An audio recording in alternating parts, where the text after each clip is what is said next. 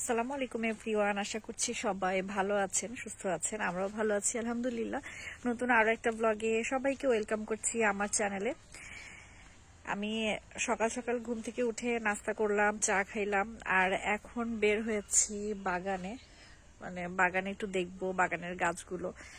আসার পরে আর বাগানের দিকে আসাই হয় না একেবারে। তো চলেন আপনাদেরকে সাথে নিয়ে এই গাছগুলো দেখি।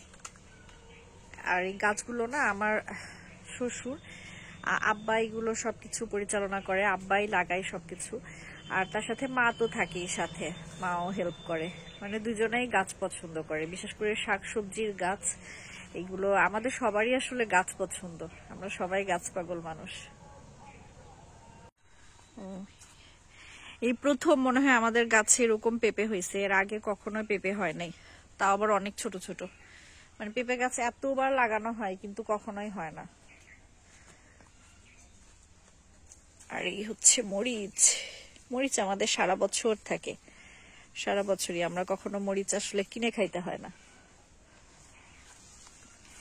দুই রকম মরিচ আছে, একটাই যে এরকম, এগুলো অনেক ঝাল। আর আরেকটা হচ্ছে এই রকম, এই যে এগুলো এরকম আকাশের দিকে থাকে। দেখেন, এই যে এটা একটু কালচে কালচে। আর এই যে একটা, আর এদিকে হচ্ছে বেগুন। বেগুনটাও আমাদের সারা বছর হয়, এটাও আমাদের কিনতে হয় না। আর এদিকে লাউয়ের মাচা মাত্র দিছে, মাত্র মাচার উপরে হয়েছে, এখনো লাউ ধরে নাই। তো ধরবে কিনা ঠিক নাই, আসলে লাউ সেভাবে করে হয় না, দুই একটা করে ধরে। দেখা যাক এবার হয় কিনা। ও এইদিকে আরেকটা পেঁপে গাছ, আর এইটা তো ছোট্ট ছোট্ট পেঁপে, তাই মনে হচ্ছে বড় হবে। যেহেতু পেঁপে আমাদের হয় না, তো এই প্রথম এরকম পেঁপে হয়েছে কয়েকটা, ভালো লাগছে দেখে। এই কাঁঠাল গাছটা নতুন হয়েছে। এদিকে আমাদের আগে অনেক গাছ ছিল, সেই গাছগুলো সব নষ্ট হয়ে গেছে। তারপরে এই যে নারকেল গাছটা, এটাও নতুন লাগানো হয়েছে। এই পাশটাতে খাল খনন করা হয়েছে, তো যার জন্য সব গাছগুলো কেটে ফেলা হয়েছে। আর এই যে এইদিকে সব কলা গাছ। আর এ পাশের যে অংশটা, এটা হচ্ছে নদীরই একটা অংশ। এটাকেও নদী বলে, ওই রকম বড় নদীর যে শাখা আর কি, এপাশ দিয়ে গেছে। তো এই খাল খননের জন্য আমাদের এই পাশে অনেকগুলো গাছ ছিল, পুরো বাগানটাই চলে গেছে ওই পাশটাতে। আর অনেক গাছ কাটা পড়ছে। এদিকে অনেক নারকেল গাছও ছিল, তো সেইগুলো এখন আর নাই। আমার প্রচন্ড পরিমাণে ঠান্ডা লাগছে, এত ঠান্ডা। প্রথম যেদিন আসছি সেদিনকেও এত ঠান্ডা ছিল না, হালকা একটু গরম গরমে ছিল। কিন্তু গতকাল রাত থেকে এত শীত পড়ছে, আর আজকে সকালে তো প্রচুর শীত ছিল। রুমাইসার বাবা তো চলে গেছে বাসায়, ওর তো অফিস আছে। আর আমরা একদম শীতে অবস্থা খারাপ। আমার তো আসার পরে যে নাক টাক সব বন্ধ হয়ে গেছে, এত ঠান্ডা লাগছে। তো দেখা যাক, এই শীতের একটা আলাদা মজা। আর গ্রামে না আসলে তো আসলে এরকম, বাসায় শীত থাকলেও এরকমটা হয় না, এত বেশি শীতের কষ্টটা হয় না। আর এইটা দেখেন, পুঁইয়ের ফল।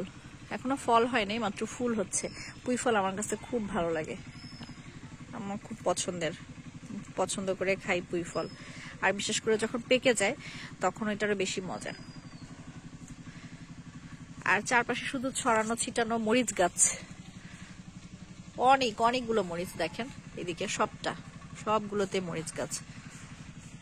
লেবু গাছ আছে, এই যে লেবু, আরো অনেক বড় হবে এগুলা। আর এগুলো এই যে ছোট ছোট।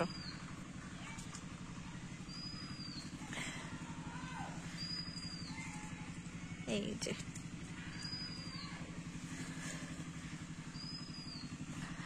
আর এদিকে বেশিরভাগ সব এই যে এরকম কাঠের গাছ, আমার আব্বার হাতে লাগানো সব গাছ। আমাদের এখানে অনেকগুলো কাঠের গাছ এরকম। আব্বা আবার যেখানে যেখানে গাছ লাগাইছে শুধু এই মেহগুনি গাছে ভরা। মেহগুনি বলে এগুলো গাছকে আমাদের এলাকায়। যে দেখেন আরো, এই যে আরো আমাদের বাগান আছে, ওইদিকেও সব মেহগনি গাছ। আর এই যে দেখেন একটা ধুন্দল পাইলাম।